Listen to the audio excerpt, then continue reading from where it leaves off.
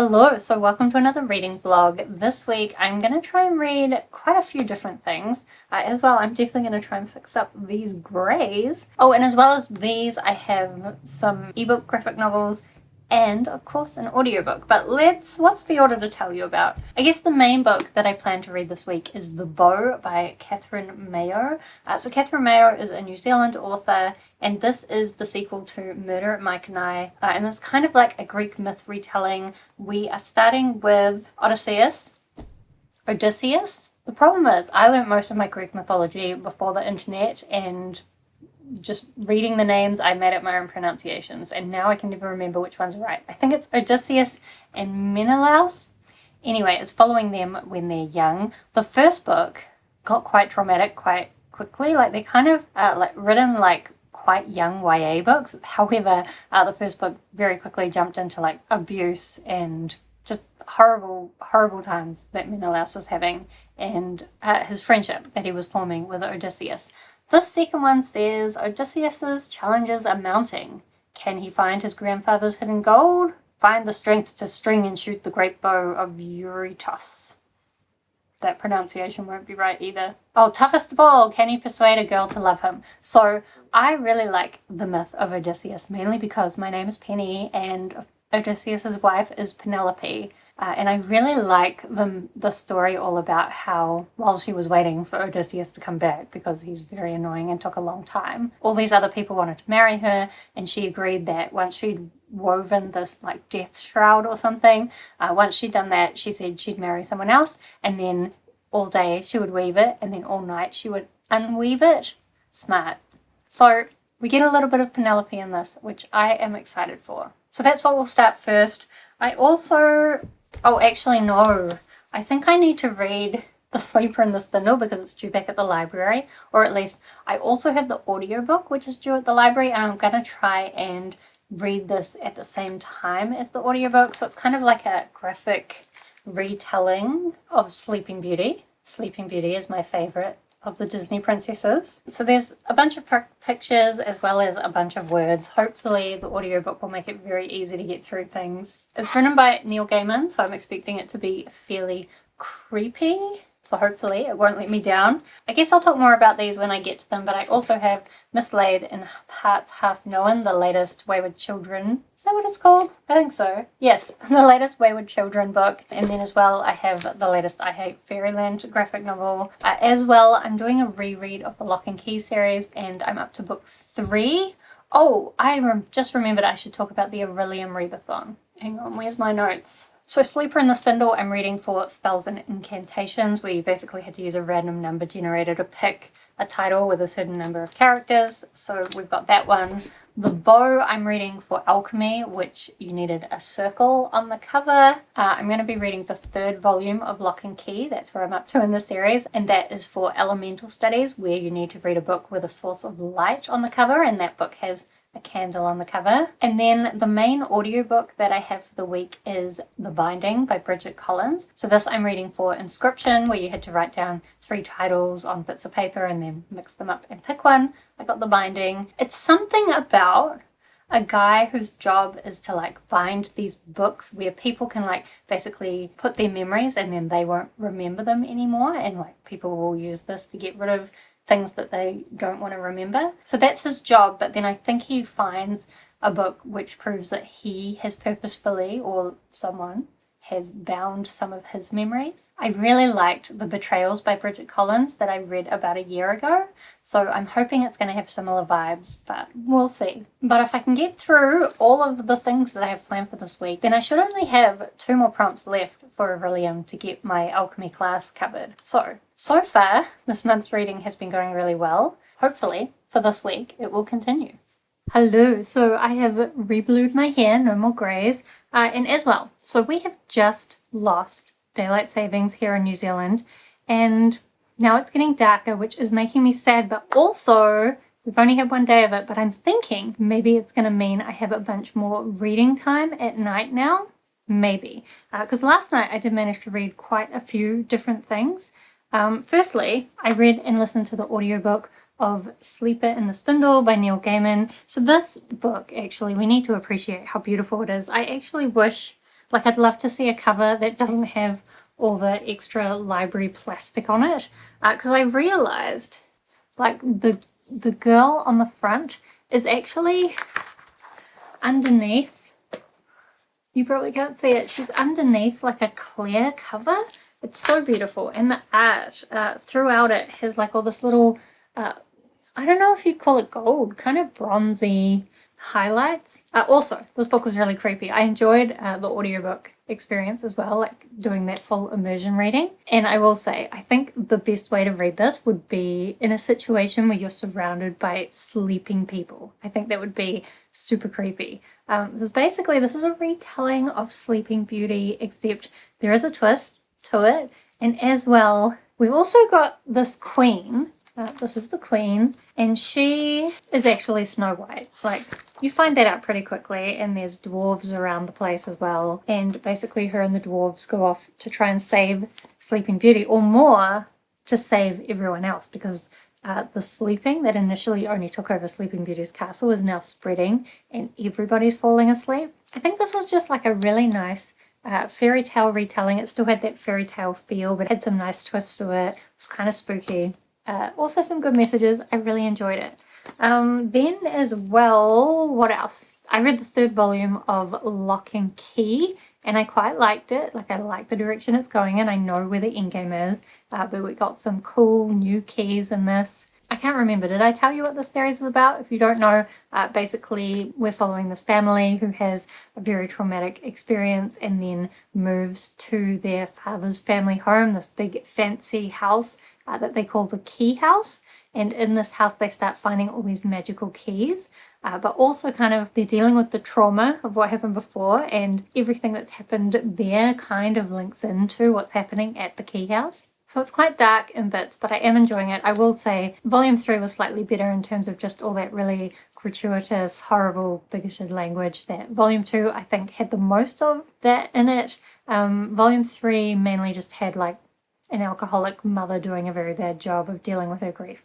And all the magic keys, of course. Then as well, I did manage to start The Bow by Catherine Mayo. I only read about 3 chapters and then I did fall asleep, I'll admit. And really all we got so far was just Odysseus. Let's try and pronounce it properly. Odysseus's grandfather has died, and they're kind of in the middle of this big war. So Odysseus and his father's squire are gonna like try to sneak into the city and try and find the inheritance, because his grandfather's kind of a dick, it seems like, and has like just left a riddle rather than telling people where he's hidden all his gold, because he didn't want people to have his stuff, so he sold everything up and turned it into gold and then hid it away. So they're gonna go and try and find it, and I guess we'll see what happens there. So that was everything I read last night. Then this morning I did go for a run and I started listening to The Binding, and straight away it was reminding me of Half Bad. However, I looked it up. It's probably mainly just because they're the same narrator. Although, wait, I made some notes about the similarities as we were going through. Okay, so it's similar because the main character has done something wrong, but he doesn't really know what he's done wrong. Also, the whole story is kind of told with this very internal focus on the emotions of the main character. He also has a younger sister he really loves and an older woman that he ends up spending a bunch of time with.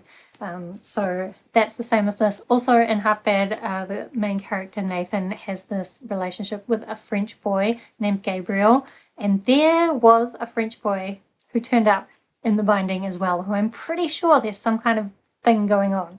So basically what's happened in The Binding is we start following this boy, and he's been really sick. That's his memory of things. However, his family is acting really odd about things, and they keep saying things that kind of imply that it's his fault, even though he's like, well, it's not my fault that I've been sick. And they're like, well, and his father especially is really mad at him for what he's done. There is one point where the father seems to say what it is that he's done, but all this boy can kind of hear is like a really high-pitched noise, and he can't really like face up to the fact that that's not quite right. So then this woman who runs The Binding kind of out in the middle of nowhere, there's this old woman that people refer to as a witch, and she does this like book binding where, again, the boy doesn't know what she does, but it becomes quite clear that she's binding away people's memories, even though the main character, you're getting his perspective and he isn't facing up to it, but you as the reader can kind of tell and put things together better than he is. So he's now like training to be this old woman's apprentice, and as well at some point this boy Lucian turns up and he remembers our main character, but our main character doesn't remember him. And I'm about 25-30% of the way through. We still don't know what's going on there, but I really am looking forward to finding it out. I really just love how atmospheric it is. Like in a lot of ways, I would say it's quite slow paced because it is more focused on the atmosphere and kind of like the struggle that this boy is going through, and just like a bunch of manual things about him learning about putting books together. He hasn't actually learned anything about the actual binding yet. Like he's, I think 30% of the way through, he's just kind of facing up to what it actually is. But I'm really looking forward to continuing that audiobook. But it's already kind of late tonight somehow, so I'm going to try and finish this off tonight. I think as well, if I pick up a graphic novel, I'm going to try and pick up I Hate Fairyland Volume 6, unless Lock and Key draws me in again. Okay, I have a very tired halfway update for you because I am halfway through the bow and halfway through the binding. The bow. So this has kind of gone in a direction I wasn't expecting. Firstly, like actually getting this gold that they were looking for didn't turn out to be that difficult. What turned out to be difficult was like getting home again. And then along the way, or like, yeah, let's say along the way, they've met this slave girl and there's been some confusion, and then Odysseus has kind of ended up saying that he will protect her, and now they're all on the run together. And what I've realized is when it says on the back, toughest of all, can he persuade a girl to love him? It's not talking about Penelope, it's talking about the slave girl. And it's also like I'm halfway through, and so far he's not trying to persuade her to love him because he doesn't love her. He just wants her to like let him fulfill his vow of protecting her and stop hating him. But honestly, I just read this bit where he said that she was pretty smart for a girl, and at that point I was like, just hate him, who cares? And if we're not getting Penelope, honestly, because I'm tired right now, I want to say who cares, but actually I am enjoying like just getting the Greek mythology. I don't think the writing is amazing and the way the characters are portrayed isn't amazing, but it is nice to just be able to read some Greek myth stories written as real stories in more modern language. So I wouldn't say I'm loving this, but I am still finding it interesting to get like this Greek myth, even if we don't end up getting Penelope. It's still interesting to see kind of Odysseus's background and how he kind of was trained in using the bow. So I think I might actually just try and blast through this tonight because like I'm tired, so maybe I could just go to bed and just read all night. The other thing that I've been reading is The Binding. So I'm halfway through that and I was really loving it. And then we started getting kind of the story of his memory and what had happened there, like the stuff that he doesn't remember. And as I expected, there's a bit of a romance. I think it's going to be kind of enemies to lovers type thing, but there's also kind of a love triangle aspect to it that it's spoilers to say anything about it, but oh, it's gross. I hate it. Maybe gross isn't the right term. Just kind of tacky, and I don't know. I do kind of ship it, but the whole love triangle thing just feels like, ugh. I don't know. I don't have words today. So I'm kind of hoping at this point, like I don't know how much of the story is actually going to be this memory. I feel like if I had a physical book, I could try and like flick through chapter titles or something. Does the audiobook have chapter titles? Ugh. What I can see, the audiobook has parts, so part 1, part 2, and part 3, and I suspect that about where we started getting this romance storyline was where part 2 started. So probably there's another 1, 2, 3, 4, 5 chapters before we get on to part 3. And those 5 chapters, just under 3 hours of audiobook. The other book that I read by Bridget Collins, The Betrayals, that also had a romance in it, but that romance I was into it. But also it kind of was very slow burn and we didn't get anything real until, like, maybe not even ever, depending on how you look at it. Whereas so far the binding, I had really been enjoying, like, this character's emotional struggles with not knowing what he's done wrong, and like this feeling of loss and grief. And probably it was quite slow paced, but I wasn't really minding that.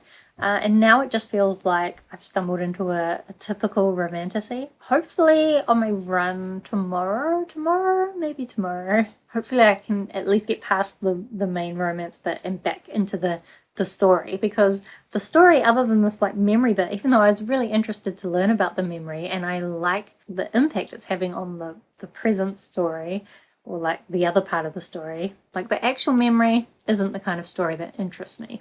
Hello, so I am slightly more awake today, and I have also finished The Bow by Catherine Mayo. So this, I feel like the back is a little bit misleading, because when it says he's persuading a girl to love him, I mean, I guess he does, but like why? And also she's never interested. And it's more about, I mean, it does say here getting his grandfather's hidden gold, but then it's more kind of Odysseus being on like the edge of this big war that's happening between his father and other people, or like other people and his father's involved. Anyway, a bunch of Greek myth stuff happening, and amongst it all, Odysseus is getting his bow. So in the story of Penelope, eventually, after she gets caught out for like reweaving this burial shroud over and over again, she says, fine, I'll marry someone else, and all they have to do is basically string my husband's bow and then shoot it through all these axes, just like he used to be able to do, and nobody can do it. But then Odysseus just happens to get home at that point and save the day. So in this, I guess, he's getting that bow and learning the trick that he's going to need to know in order to get to that final point. So I don't think that the story was necessarily amazingly written. Especially there's certain chapters where it'll jump to like a third perspective or like another perspective, and almost every time I'm confused, like whose perspective are we even getting? And definitely like this relationship between Odysseus and this girl who's actually like a slave that initially was sent to like sleep with him, and that's all messed up in it as well. Like that whole part of it, really cringy. Also, we didn't really get enough of Menelaus. I actually think I like the first book better, because it was more about their friendship and about like young teen boys going through traumatic events and then their friendship helping them to get through it, which is a relatable story even if it's set in ancient Greece, whereas a story about getting a magical bow and saving the day is much less relatable. But anyway, I did enjoy the Greek mythology, although it's hard to tell in this like how much is actual myth and how much is stuff that Catherine Mayo's made up. But I know that she did a bunch of like historical and geography research to write this. So I still think if you're interested in a story of Odysseus and Menelaus's youth, these two books, this one and the prequel, are worth giving a go, but just don't expect like an amazing retelling with like fully fleshed out characters. So now that I've finished that, I will start Mislaid in, where did I put my bookmark? Mislaid in Parts Half Known next by Seanan McGuire. So this is the 10th book in the Wayward Children series. I guess we're going to go to some kind of world with dinosaurs, although I've heard that this is a very small part of the story. Also, I haven't liked some of the recent Wayward Children books, so I don't know how I'm going to feel about this, but it's really short, so hopefully I should still be able to finish it by the end of the week, even though it's already Saturday. Oops. As well, I did read I Hate Fairyland Volume 6. I finished it off, and it was fun. So these books are about this young girl. I think this is this meant to be young Gert? I can't actually tell. So when Gert was a young girl, she got sucked through into Fairyland, and then she was supposed to be able to find the key very quickly and get home, but she couldn't. And then not only can she not die, she can't get older. And for 27 years, she's stuck in Fairyland trying to find the key. So she just starts destroying everything. And it does tell you on the back of this that basically to try and get rid of her, they bring in a bunch of other hers. So it's kind of a battle of the Gerts, which is an interesting idea. Did it really do anything mind-blowing with it? No, but it was fun.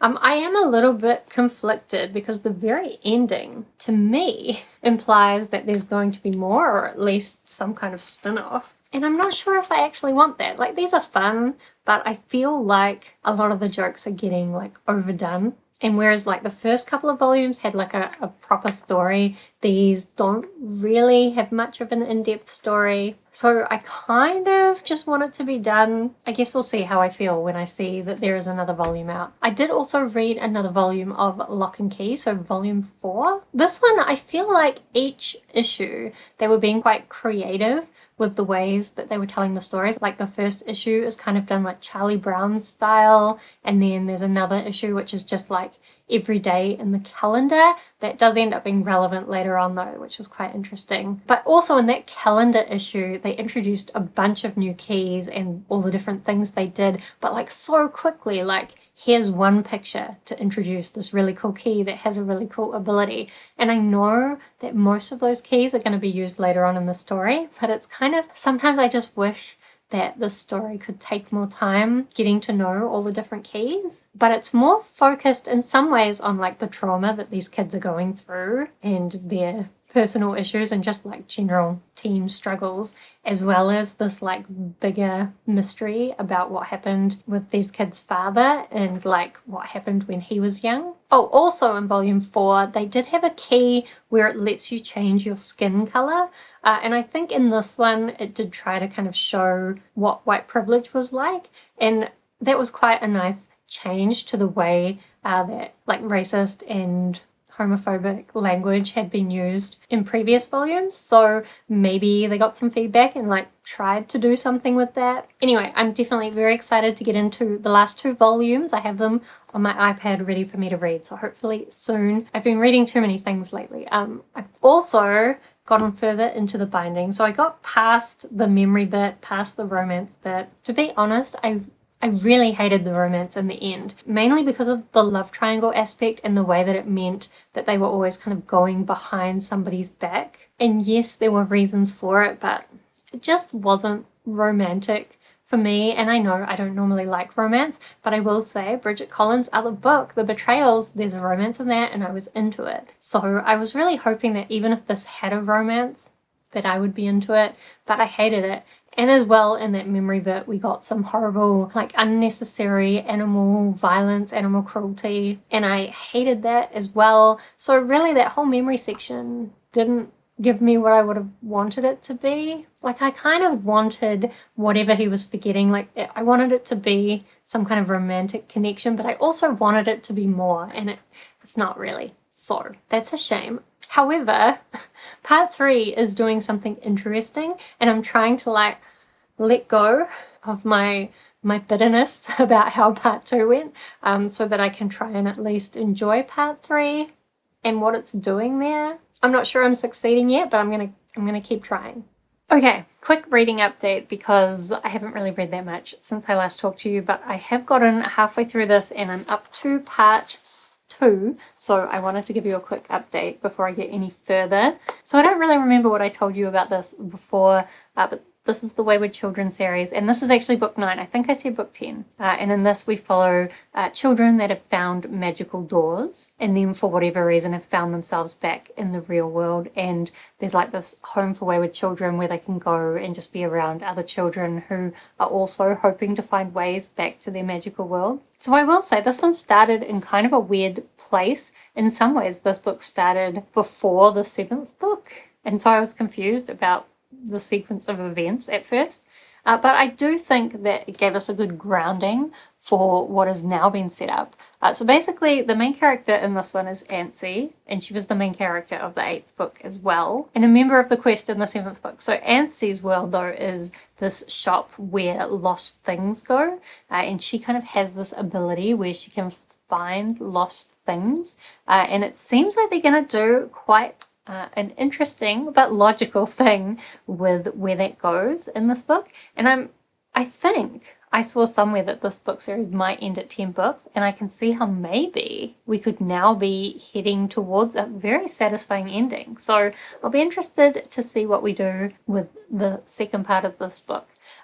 I will say, so in all these books, Seanan McGuire likes to do like a lot of digressions, where she has a lot of social commentary, and a lot of these books will focus in on a particular issue. And even though I often agree with a lot of her perspectives, some of the ways she's been doing that in some of her more recent books I haven't been enjoying, especially actually not this series but the other Up and Under series. This one as well, so there was one mention, like a lot of it I'm all good with it, it's fine, but there was this mention of Halloween, and she's talking about how it's so great because there's no rich kids or poor kids on Halloween. No one being a jerk just because they don't like that you're better than them in dance class when they think your skin's not the right color for a ballerina. And I just think that's weird, because I would expect that there would be a difference between rich kids and poor kids on Halloween, because rich kids can afford the fancy costumes and live in neighborhoods with like big fancy candy. And also I'm sure there's been plenty of like young black kids who have dressed up as ballerinas and then been told,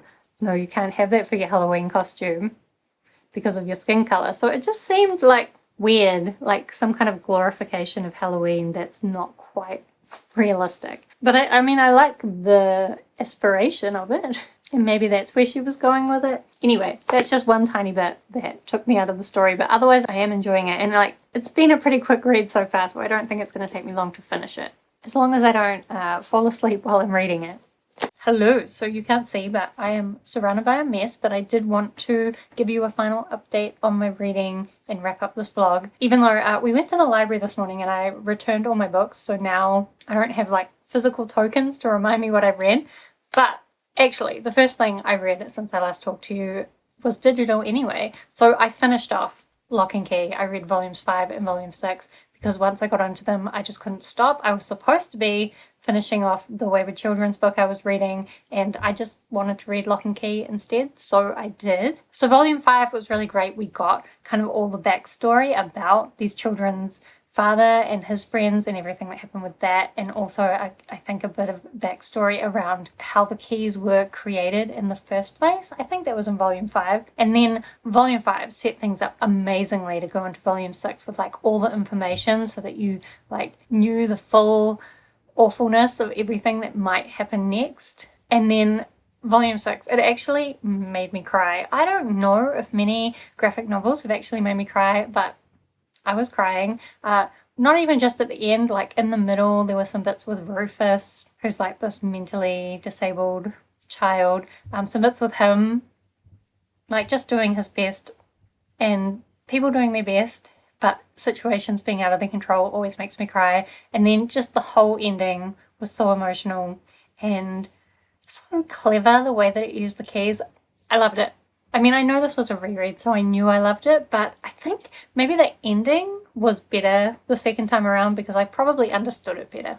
So that was a good time. Then, though, I did finish off, what is it called? Mislaid Plans Half Known? That's my guess. Anyway, unfortunately, all the setup that was done in the first half of the book, I didn't feel like the second half of the book really delivered on it.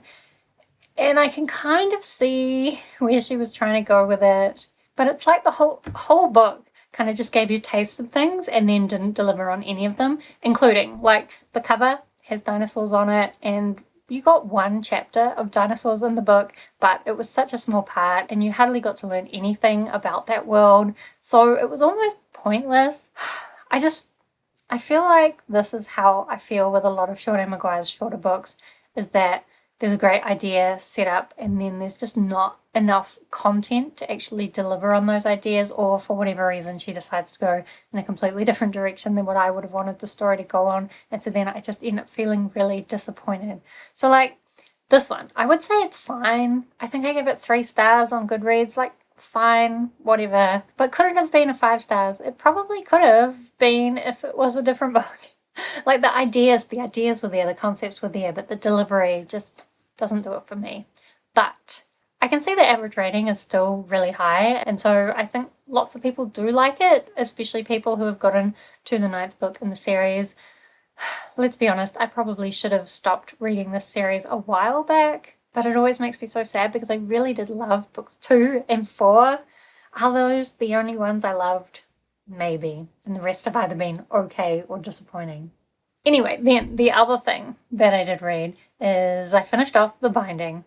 And the ending just did not bring me back in love with the book. I'm so sad. There were so many amazing concepts, like the whole way that this world was created and the world building she did around these books that bind people's memories. It was so well done. There was so much potential there. And even these characters' relationship, there was potential there, but it got so hung up on this angsty, internalized homophobia, but also like didn't really do anything deep with that theme. And so I feel like if you bring in an important topic and deal with it in an angsty way, if you don't also deal with it in some kind of meaningful way, it just ends up feeling a bit tacky to me. And the ending just didn't feel satisfying at all. And there's so many things that were set up in the beginning that you never find anything else out about it at the end, kind of because of what it did in part 3, which I won't spoil, but I don't know, I thought it was a cool idea to do what it did in part 3,